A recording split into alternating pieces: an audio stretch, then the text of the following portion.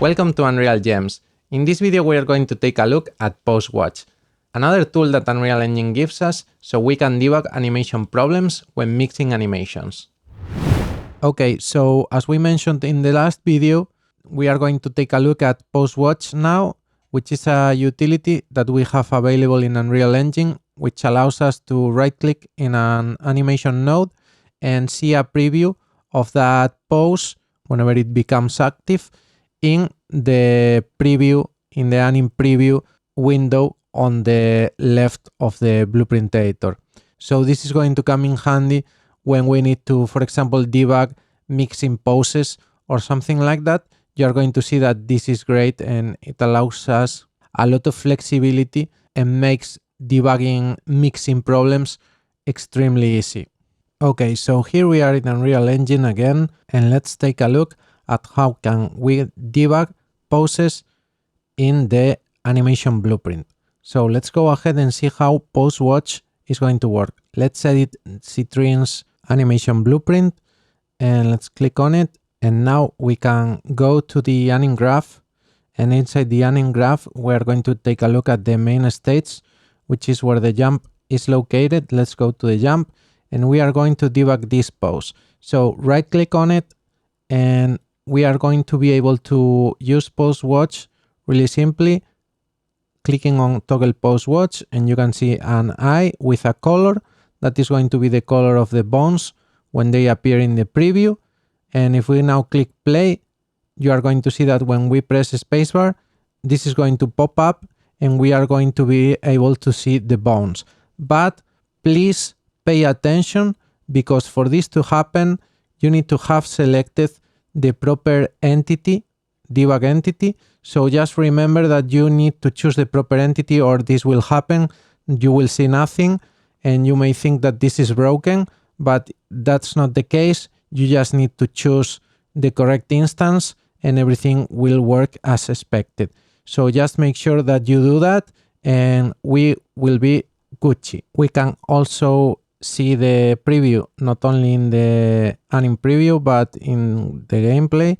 So just you can see that when I press spacebar, the pose is active because we are jumping, and when it becomes not active, it disappears. In addition, we can use techniques from the last video like Slomo, and we can write Slomo 0.3 and you can see how everything goes slow now, and we can see perfectly when the pose is popping up and when it is gone. And you can see how we can combine things from the last video with this one and it yields great results. If you want to get rid of Post-Watch, you just have to right click and toggle Post-Watch again and it will be gone. Okay, so let's now take a look at a more complex case.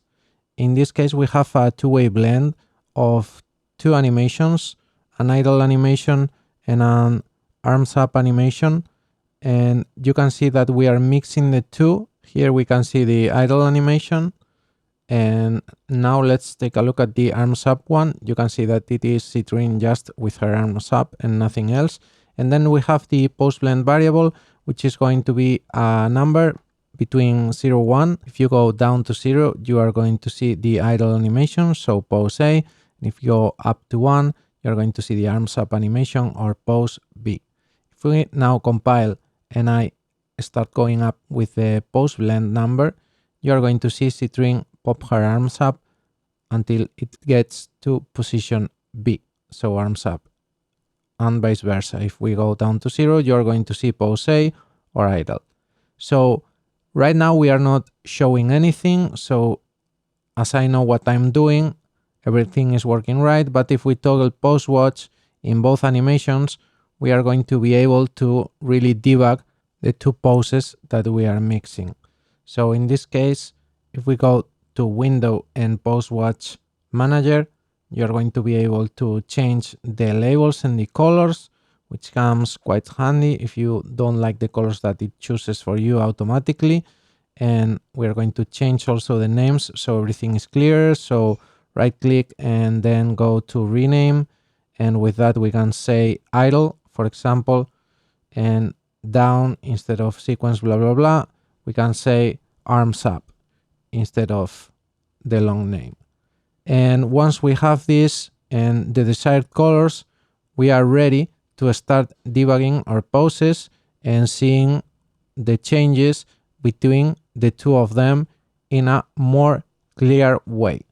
So let's go ahead and activate first the correct debug instance, which is essential. And you can see right now that we have the first pose active completely.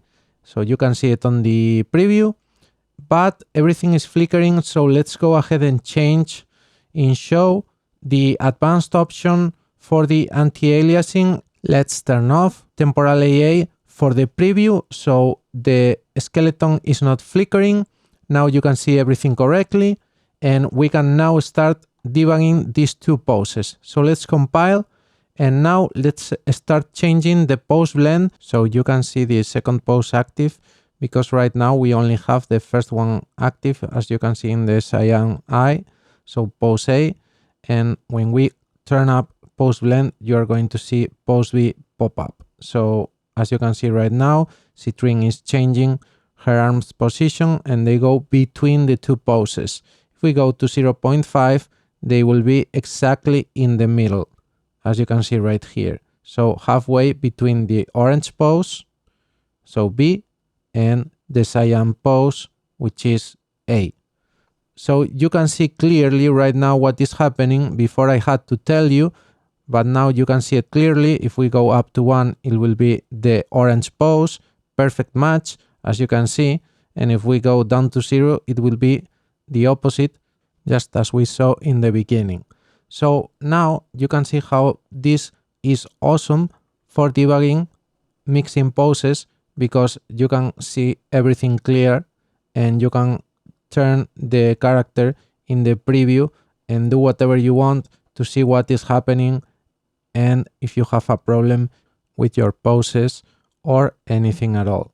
As we go down to 0.2, we can see how the arms are close to the A pose, so the idle pose, allowing us to clearly see why the results are the way they are. If you want to temporarily switch off pose watch in one of the nodes, it is as easy as clicking on the eye and you will see the bones disappear for that pose, and the same thing goes for the first one if you wanted to. So you can see that this tool is extremely versatile. Changing colors is also quite easy. Let's say that I didn't like the first color.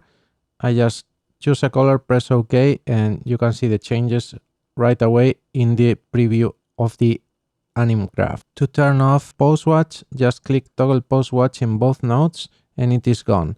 So you can clearly see how pose watch is awesome when we are using layered blends or two-way blends, any type of blend at all, animation blend. It is going to come quite clutch and we are going to be able to debug easily any problem that pops up. Well, so that's it for this video. As you can see, it was quite short, but the tool is quite simple to use, although quite important when you are having trouble with mixing animations. Thanks for watching and we'll see each other in the next video.